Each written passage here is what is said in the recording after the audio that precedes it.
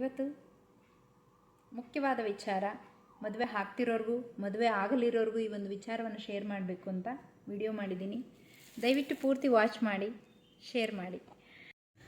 ಮದುವೆ ಆಗ್ತೀವಿ, ಮದುವೆಯ ನಂತರ ಮಕ್ಕಳು ಬೇಕು ಅನಿಸುತ್ತೆ. ಮಕ್ಕಳು ಹುಟ್ಟಿದ ನಂತರ ಶೈಕ್ಷಣಿಕ ಶಿಕ್ಷಣವನ್ನು ಕೊಡಿಸ್ತೀವಿ.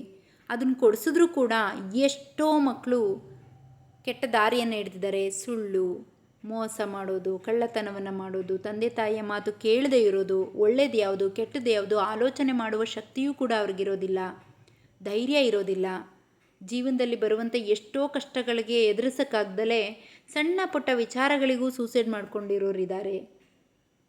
ಇದೆಲ್ಲ ಯಾತಕ್ಕಾಗಿ ಆಗ್ತಾ ಇದೆ? ಡಿವೋರ್ಸ್ಗಳಾಗ್ತಾ ಇದೆ. ಏನಕ್ಕೋಸ್ಕರ ಇದೆಲ್ಲ ಆಗ್ತಾ ಇದೆ? ಯಾವ ಶಿಕ್ಷಣವನ್ನು ನಾವು ಮಕ್ಕಳಿಗೆ ಕೊಡಲೇಬೇಕಾಗಿತ್ತು? ಅದೇ ಆಧ್ಯಾತ್ಮ ಮತ್ತು ನೈತಿಕ ಶಿಕ್ಷಣ. ನಾವೆಲ್ಲರೂ ಪುರಾಣಗಳು ಕೇಳಿರ್ಬೋದು. ಭಕ್ತ ಪ್ರಹ್ಲಾದ ತನ್ನ ತಾಯಿಯ ಗರ್ಭದಲ್ಲಿದ್ದಾಗ, ತಾಯಿ ಇದ್ದ ಜಾಗ ಆಶ್ರಮ. ಆ ಆಶ್ರಮದ ವಾತಾವರಣ ಎಷ್ಟು ಚೆನ್ನಾಗಿತ್ತಂದರೆ ಭಗವಂತನದ್ದೇ ಕಥೆಗಳು, ಭಗವಂತನ ಹಾಡುಗಳು, ಭಗವಂತನ ಸೇವೆ ಪೂಜೆಯನ್ನು ಸಲ್ಲಿಸೋದಾಗಿರ್ಬೋದು, ಮಂತ್ರಘೋಷಗಳನ್ನು ಹೇಳುವಂಥದ್ದಾಗಿರ್ಬೋದು. ಇವೆಲ್ಲವನ್ನು ಕೇಳ್ತಾ ತಾಯಿಯ ಗರ್ಭದಲ್ಲಿದ್ದ ಭಕ್ತ ಪ್ರಹ್ಲಾದ ಗರ್ಭದಲ್ಲಿಯೇ ಜ್ಞಾನಿಯಾದ. ಗರ್ಭದಿಂದ ಹೊರ ಬಂದ ಮೇಲೆ ಅವನ ಚಿಂತೆ ಬೇಕಾಗೇ ಇಲ್ಲ. ಏಕೆ ಅಂತಂದರೆ ಅವನು ಸಂಪೂರ್ಣ ಜ್ಞಾನಿಯಾಗಿದ್ದ, ಅಜ್ಞಾನಿ ಆಗಿರಲಿಲ್ಲ. ಇನ್ನು ಅರ್ಜುನನ ಮೊಮ್ಮಗ ಪರೀಕ್ಷಿತ, ತನ್ನ ತಾಯಿ ಉತ್ತರೆ ಅವಳ ಗರ್ಭದಲ್ಲಿದ್ದಾಗ 9 ತಿಂಗಳು ಶ್ರೀಕೃಷ್ಣ ಪರಮಾತ್ಮ ಅವನ ಸುತ್ತಲೇ ಸುತ್ತಾ ಇದ್ದರು. ಆ ಒಂದು ಸ್ವಾಮಿಯ ಆ ಒಂದು ರೂಪವನ್ನು ನೋಡ್ತಾ ಬೆಳೆದ. ಈ ಒಬ್ಬ ಪರೀಕ್ಷಿತ ಭೂಮಿಗೆ ಜನಿಸಿದ ನಂತರ ಅವನ ಕಥೆಗಳನ್ನು ಕೇಳಿ ಅವನಲ್ಲಿ ಸಂಪೂರ್ಣ ಸದ್ಗುಣಗಳು ಅಳವಡಿಕೆ ಆಗಿತ್ತು, ಸೇರಿಕೊಂಡಿತ್ತು. ಈಗ ಅವನಿಗೆ ಇನ್ನೇನು ಕಲಿಸೋದಿದೆ? ಸದ್ಗುಣಗಳು ಬಂದ ನಂತರ ಅವನೊಬ್ಬ ಜ್ಞಾನಿಯಾಗಿರ್ತಾನೆ. ಹಾಗಾಗಿ ಅವನಿಗೇನು ಕಲಿಸೋ ಅವಶ್ಯಕತೆಯೇ ಇರೋದಿಲ್ಲ. ಇವೆಲ್ಲ ನಿಜವಾಗ್ಲೂ ನಾವು ಪೌರಾಣಿಕದಲ್ಲಿ ಕೇಳಿದ್ದೀವಿ ಅಲ್ವಾ? ಹಾಗಿರುವಾಗ ಇದು ಎಷ್ಟು ಸತ್ಯ ಅನ್ನೋದು ನಿಮಗೆ ಈಗಲೇ ತಿಳಿದಿರುತ್ತೆ ನೋಡಿ. ಅದಕ್ಕಾಗಿ ನಾವು ಏನು ಮಾಡಬೇಕಂದ್ರೆ, ಮದುವೆ ಆದ ನಂತರ, ಮದುವೆ ಆದ ಮೊದಲನೇ ದಿನದಿಂದಲೇ ಭಗವಂತನಲ್ಲಿ ಪ್ರಾರ್ಥನೆಯನ್ನು ಮಾಡಬೇಕು. ನನಗಿಂತಹ ಮಗುವೇ ಬೇಕು, ಪುಣ್ಯವಂತ ಆತ್ಮ, ಒಳ್ಳೆಯ ಆತ್ಮ, ಸದ್ಗುಣಗಳುಳ್ಳ ಆತ್ಮ. ಇನ್ನೂ ನಿಮಗೆ ಬೇಕಾದ ಗುಣಗಳನ್ನು ಅದಕ್ಕೆ ಸೇರಿಸಿ ಭಗವಂತನಲ್ಲಿ ಪ್ರಾರ್ಥನೆಯನ್ನು ಮಾಡಬೇಕು.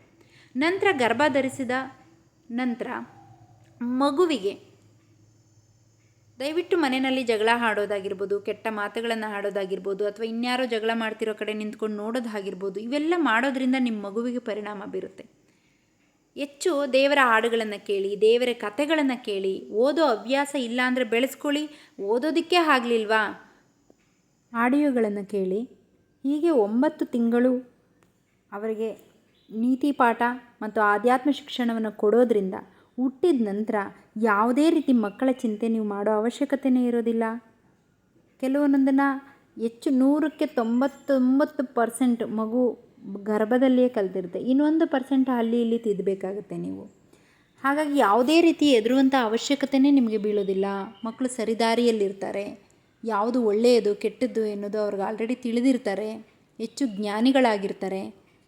ಕೇಳಿದ್ರಲ್ಲ, ಇವತ್ತಿನಿಂದ ಗರ್ಭಿಣಿಯಾಗಿದ್ದರೆ ದಯವಿಟ್ಟು ಸಮಯವನ್ನು ವ್ಯರ್ಥ ಮಾಡ್ದಲೇ, ಅಥವಾ ಆಗೋದ್ರಲ್ಲಿದ್ದರೂ ಕೂಡ ನೈತಿಕ ಶಿಕ್ಷಣಗಳ ಪುಸ್ತಕಗಳನ್ನು ಓದಿ, ಆಧ್ಯಾತ್ಮ ಶಿಕ್ಷಣದ ಭಗವದ್ಗೀತೆ, ಭಾಗವತ, ರಾಮಕೃಷ್ಣ ಪರಮಹಂಸರ ಪುಸ್ತಕ, ವಿವೇಕಾನಂದರ ಪುಸ್ತಕ, ಹೀಗೆ ಹಲವು ಪುಸ್ತಕಗಳಿದೆ. ಈ ಪುಸ್ತಕಗಳನ್ನು ಓದೋಕ್ಕಾಗಲಿಲ್ಲ ಅಂದರೆ ಆಡಿಯೋಗಳನ್ನ ಕೇಳಿ.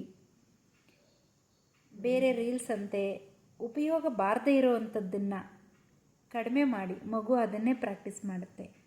ಫೋನನ್ನು, ಟಿ ವಿಯನ್ನು ಹೆಚ್ಚು ನೋಡೋದಕ್ಕೆ ಹೋಗಬೇಡಿ. ಇದರಿಂದ ಮಗು ಉತ್ತಮ ಪ್ರಜೆ ಆಗ್ತಾನೆ. ಈ ವಿಡಿಯೋನ ಇನ್ನಷ್ಟು ಹೆಚ್ಚಿನ ಪೇರೆಂಟ್ಸ್ಗೆ ಶೇರ್ ಮಾಡಿ, ಅವರು ಕೂಡ ತಿಳ್ಕೊಳ್ಳಿ.